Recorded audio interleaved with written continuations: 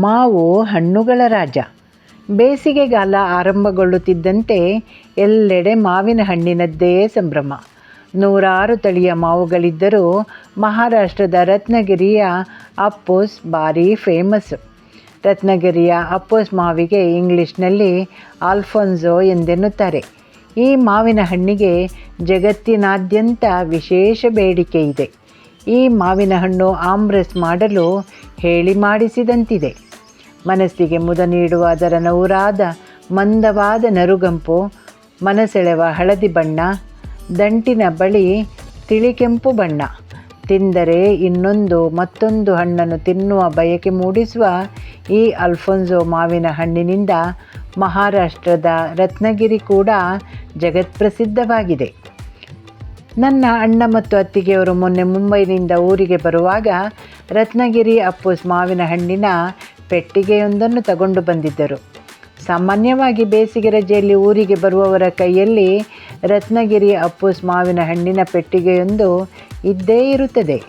ಮಹಾರಾಷ್ಟ್ರ ಮತ್ತು ಗುಜರಾತಿನಲ್ಲಿ ಎಲ್ಲರ ಮನೆಯಲ್ಲೂ ಆಮ್ರಸ್ ಪೂರಿಯನ್ನು ದಿನಾಲು ಮಾಡುವುದೂ ಉಂಟು. ಇವತ್ತು ನಾವು ಆಮ್ರಸ್ ಪೂರಿಯನ್ನು ಸುಲಭವಾಗಿ ಹೇಗೆ ಮಾಡುವುದೆಂದು ನಮ್ಮ ಅತ್ತಿಗೆಯಿಂದಲೇ ಮಾಡಿಸಿ ತಿಳಿಯೋಣ. ಅವರು ಇದನ್ನೆಲ್ಲ ಮಾಡುವುದರಲ್ಲಿ ಬಹಳ ನಿಪುಣರು. ಮೊದಲು ಆಮ್ರಸ್ ಮಾಡಿ ನಂತರ ಪೂರಿ ಮಾಡೋಣ. ಮೊದಲು ಹಣ್ಣುಗಳನ್ನು ಚೆನ್ನಾಗಿ ನೀರಿನಿಂದ ತೊಳೆದುಕೊಳ್ಳೋಣ. ಅದರ ಮೇಲಿನ ದಂಟಿನ ಭಾಗವನ್ನು ಕತ್ತರಿಸಿ ಸಿಪ್ಪೆ ಸುಲಿದು ಇಡಬೇಕು. ಬೇಕಾದರೆ ಸಿಪ್ಪೆಯನ್ನು ಪೀಲರ್ನ ಸಹಾಯದಿಂದ ಅಥವಾ ಚಾಕುವಿನಿಂದ ತೆಗೆದುಕೊಳ್ಳಬಹುದು, ತಪ್ಪೇನಿಲ್ಲ. ಹಣ್ಣಿನ ಸಿಪ್ಪೆಯನ್ನು ಸುಲಿದು ಹಣ್ಣುಗಳನ್ನು ಅಂಗೈಯಿಂದ ಚೆನ್ನಾಗಿ ಹಿಸುಕಿ ಅದರ ತಿರುಳನ್ನು ತೆಗೆದಿಟ್ಟುಕೊಳ್ಳೋಣ.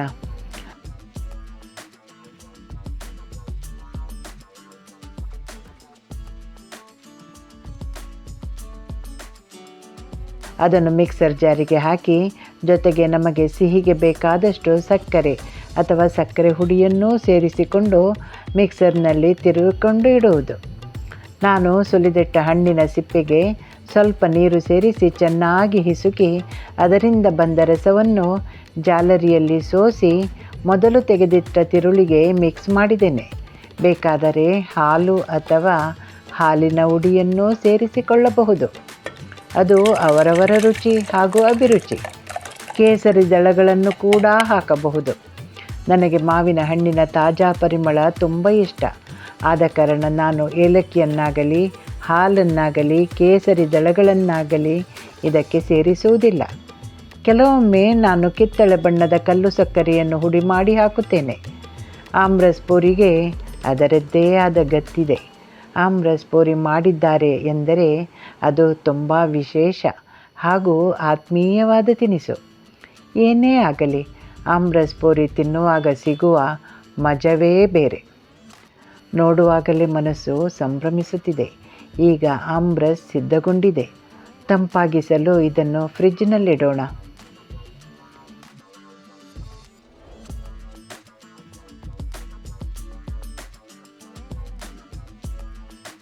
ಈಗ ಗೋಧಿ ಹಿಟ್ಟಿನಿಂದ ಪೂರಿಯನ್ನು ಮಾಡೋಣ. ಗೋಧಿ ಹಿಟ್ಟಿಗೆ ಸ್ವಲ್ಪ ಉಪ್ಪಿನ ಹುಡಿ ಹಾಗೂ 4 ಟೇಬಲ್ ಸ್ಪೂನ್ ಎಣ್ಣೆ ಹಾಕಿ ಸ್ವಲ್ಪ ನೀರನ್ನು ಚಿಮುಕಿಸುತ್ತಾ ಗಟ್ಟಿಯಾದ ಮುದ್ದೆಯನ್ನು ಮಾಡಬೇಕು.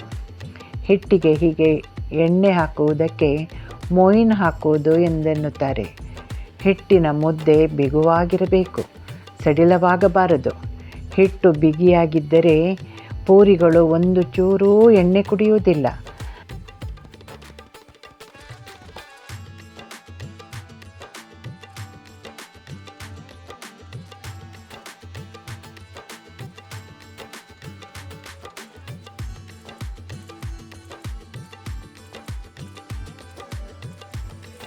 ನಂತರ ಸಣ್ಣ ಗುಳಿಗೆ ಮಾಡಿ ಪೂರಿಯನ್ನು ಲಟ್ಟಿಸಿ ಇಟ್ಟುಕೊಳ್ಳಬೇಕು.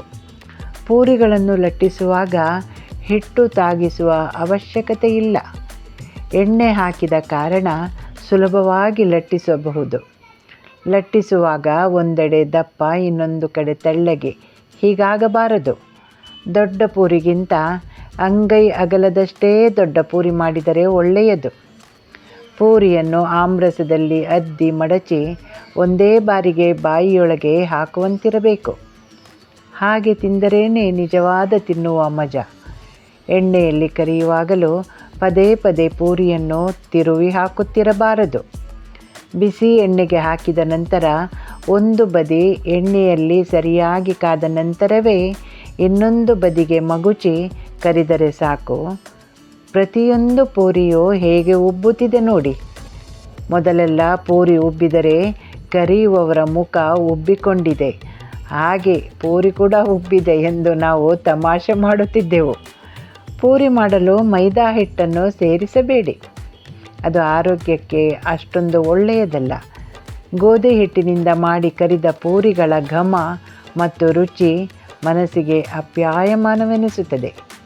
ನೋಡಿದಿರಲ್ಲ, ಮಾತಾಡುತ್ತಾ ಎಷ್ಟು ಸುಲಭವಾಗಿ ಆಮ್ರಸ್ ಪೂರಿ ತಯಾರಿಯಾಯಿತಲ್ಲ. ನೀವು ಹೀಗೆ ಮಾಡಿ ತಿಂದು ಕಮೆಂಟ್ ಮಾಡಿ ತಿಳಿಸಿ. ಆತ್ಮೀಯರೇ, ನಾನು ಚಂದ್ರಮತಿ ಹೆಸರಾವ್. ನಿಮಗೆಲ್ಲರಿಗೂ ವಂದನೆಗಳು. ಈ ಬಾರಿ ಮುಂಗಾರು ಮಳೆ ಹೇಳದೆ ಬೇಗ ಬಂದು ಬಿಟ್ಟಿದೆ.